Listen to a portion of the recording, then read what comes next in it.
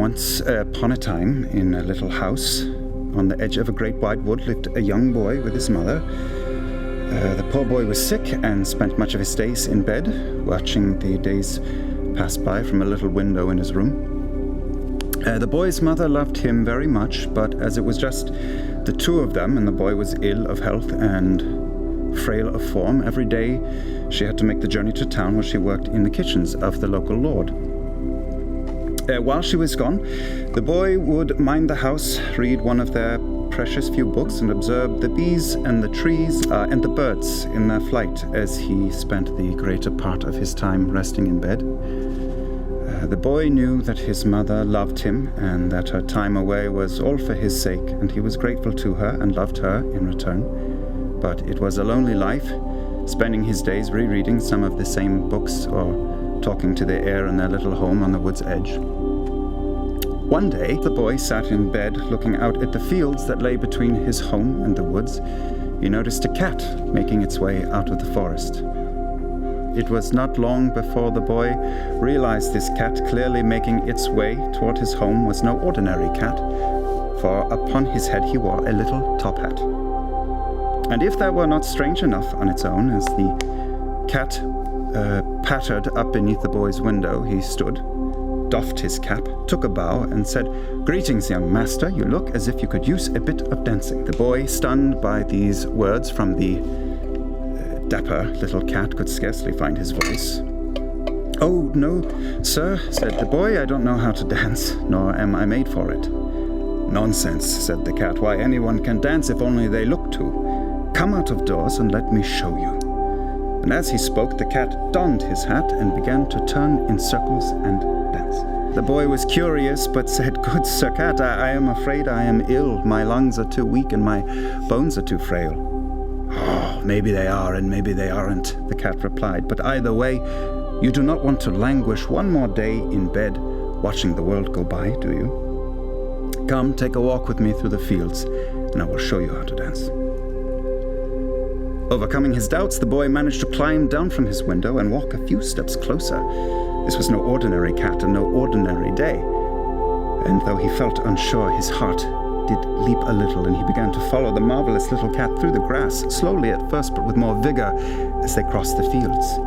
And eventually, he found himself stepping under the shade of the woods for the first time in a great many years. All the while, the cat frolicked and capered as they wound their way deeper into the wood, and eventually the boy found himself stepping into a ring of trees. The cat whirling about, his hat in hand, the furry little dancer twirled around the boy, laughing and calling while the boy watched, his mouth agape. And then, quick as a flash, the cat brought his top hat down right atop the boy's head, who was very suddenly plunged into darkness. But only a moment, because all about him, shining in the dark, he saw the glow of hundreds of eyes. Feline eyes glimmering in the dark. Suddenly, about him, lanterns flared to life, and the boy saw he was no longer in a wood at all. Here, he saw a grand ballroom festively decorated and filled to the brim with cats.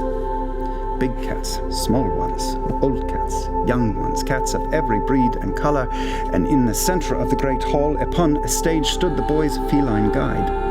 Only now he was dressed in very fine robes, and upon his head sat a thin golden crown of wrought golden leaves. The boy stood in wonder and amazement as the great host of cats bowed to their prince and then in turn bowed to him. "The world of men is heavy and hard," the princely cat proclaimed. "But here across the vale we move with lighter step. Dance with us, child, and forget your troubles for a spell." All at once, scores of cats closed in around the boy, purring and turning about his legs as thick as the sea. And as they moved, so too did the boy's feet. He swirled amongst them like a cork on the water, and before he knew it, the boy was dancing and dancing as he never imagined he could. And his breath, much to his surprise, was hearty and hale. He found he no longer felt ill in the least. Hours passed, and he and all the cats danced without end, and the Prince of Cats more than all of them. After a long while, the boy suddenly remembered his mother, and immediately feared she would worry. He stopped in the middle of the great hall and called out to the Prince of Cats, "Forgive me, Sir Cat, but I can no longer stay. My mother will worry. I have to return." All the cats parted before him, and the prince approached the boy. "Are you sure, boy? You could stay and dance with us for as long as you wish, forever and ever and ever." "I cannot," the boy replied. "My mother has only me, and I would not leave her alone. Forgive me." The Prince of Cats looked on the boy with a sympathetic eye. "Not at all, young one. Fear not a whit. You do your mother credit." And with that, the Prince of Cats stepped closer. "Do not look so crestfallen. Take our cat's grace with you. You can always dance if the will is there." And from behind his back, he brought out his top hat again and pulled it over the boy's eyes, and once again, all was dark. Some time later, the boy stirred, and his eyes fluttered open.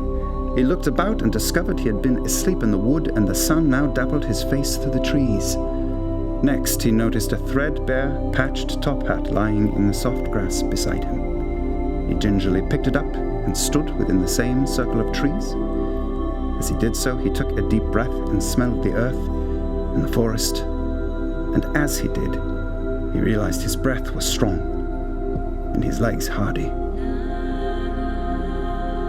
"Danke," he said, as he looked down at the hat in his hands. And placing it upon his head, he smiled, kicked up his heels, and quietly started to dance his way all the way